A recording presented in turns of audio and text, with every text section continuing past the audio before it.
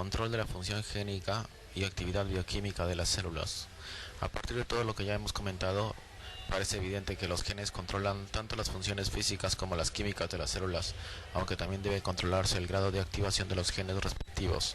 De lo contrario, algunas partes de la célula podría crecer en exceso o algunas reacciones químicas podrían actuar hasta matar a la célula.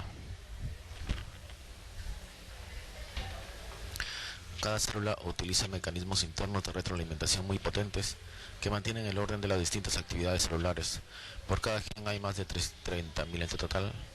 Hay al menos uno de estos mecanismos de retroalimentación. Básicamente todos los métodos de control de las actividades químicas de la célula. Uno de ellos es la regulación genética, en la que se controla el grado de activación, los propios genes, y el otro es la regulación enzimática, en la que se controlan los niveles de actividad de las enzimas ya formadas en la célula. Regulación genética, el operón de la célula y su control de la síntesis bioquímica, función del promotor. La síntesis de un producto bioquímico en la célula necesita habitualmente una serie de reacciones y cada una de ellas está catalizada por una enzima proteica especial. La formación de todas las enzimas necesarias para el proceso de síntesis está controlada por una secuencia de genes situada una después de la otra en la misma cadena del ADN cromosómico. Esta zona de la cadena del ADN se conoce como operón y los genes responsables de la formación de las enzimas respectivas se denominan genes estructurales.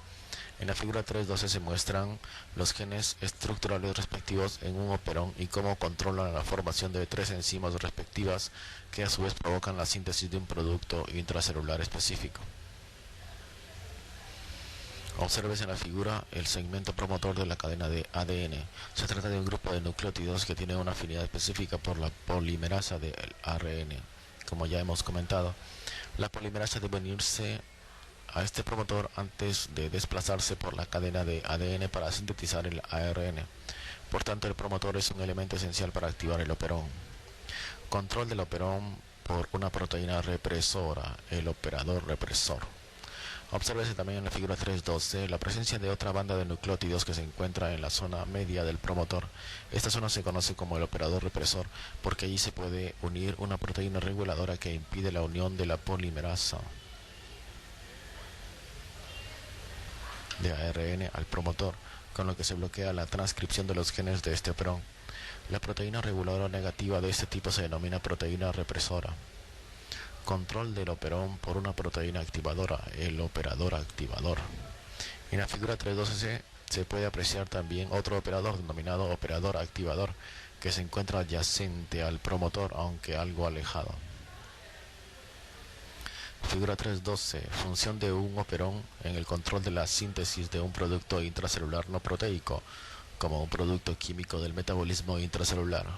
Obsérvese que el producto sintetizado ejerce una retroalimentación negativa que inhibe la función del operón, controlando automáticamente la concentración del propio producto. Vemos la estructura del gen. El operón está compuesto por segmentos. El promotor, acá pintado de como una bandera celeste en el centro naranja o nada. Operador activador y operador represor. La segunda parte del operón es el gen estructural A, la tercera el gen estructural B y el gen estructural C. El gen A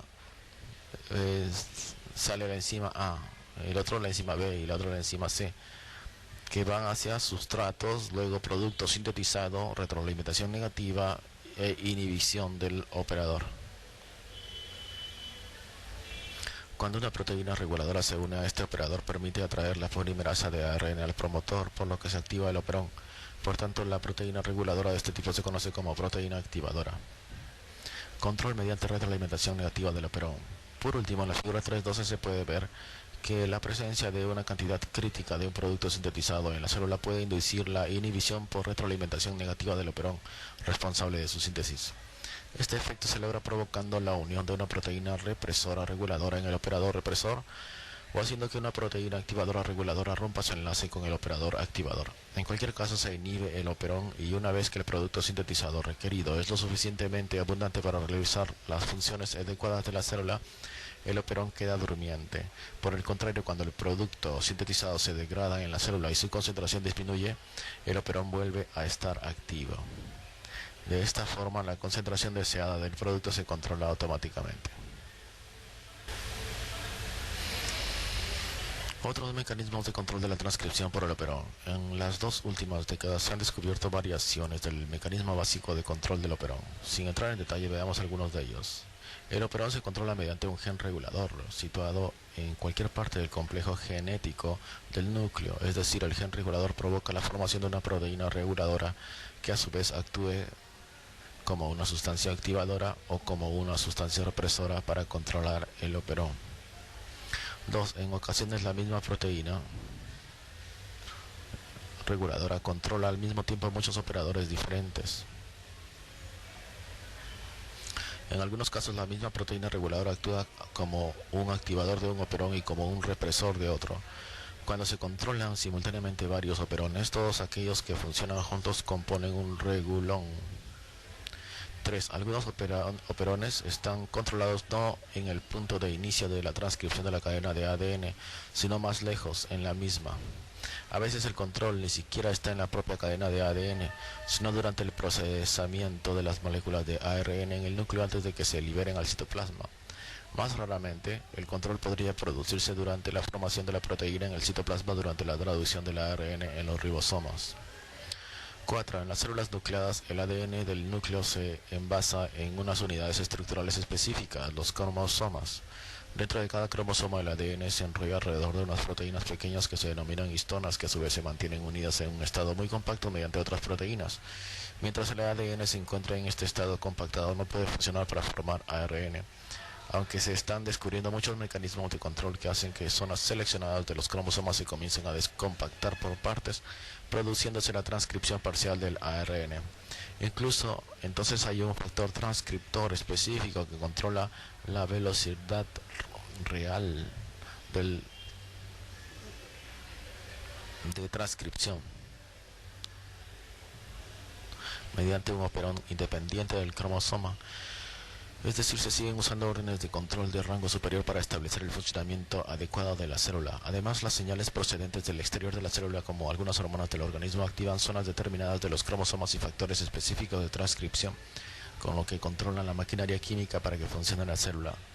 Como hay más de 30.000 genes diferentes en cada célula humana, no resulta sorprendente el gran número de formas en las que se pueden controlar la actividad genética.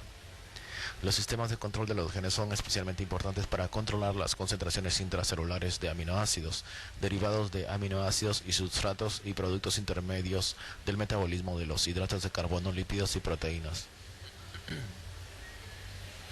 Control de las funciones intracelulares mediante la regulación enzimática.